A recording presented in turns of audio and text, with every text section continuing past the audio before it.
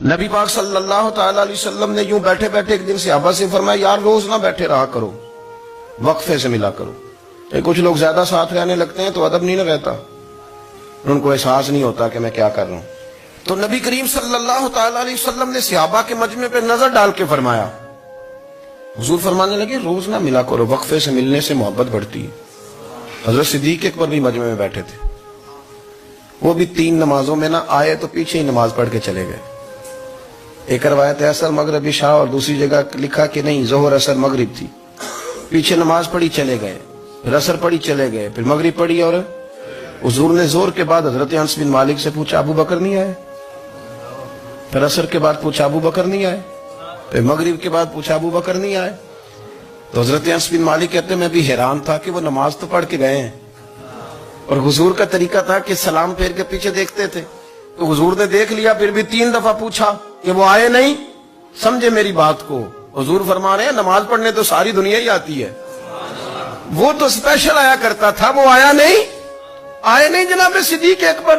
تو حضرت انس کہتے میں نے جا کے دروازے پہ دستک کی، حضرت انس قریب رہتے تھے نا حضور کے، تو نبی پاک کے لاڈلے تھے، تو پھر لوگ بھی ان کا لاڈ دیکھتے تھے کہ یہ حضور کا قریبی ہے۔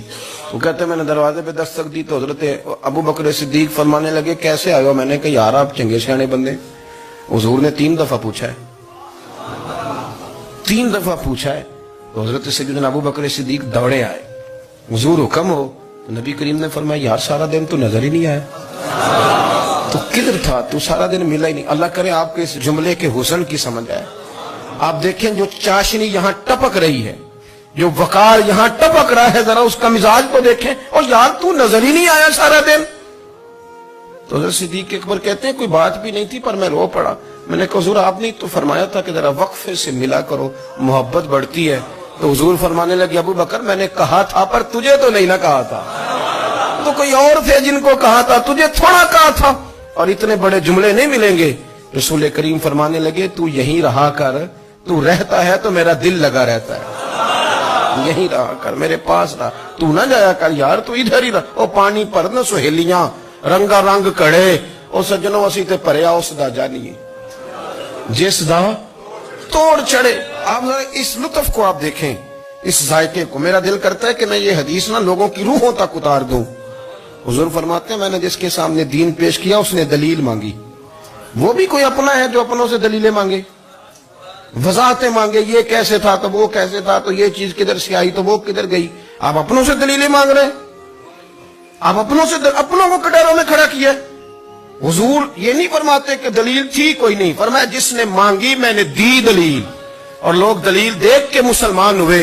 حضور فرماتے ہیں لوگوں سنو یہ میرا ابو بکر ہے، میں نے اسے کہا کلمہ پڑھ لے، اس نے دلیل ہی کوئی نہیں مانگی، فوراً ہی کلمہ پڑھ کے مسلمان۔ یہ احساس ہے۔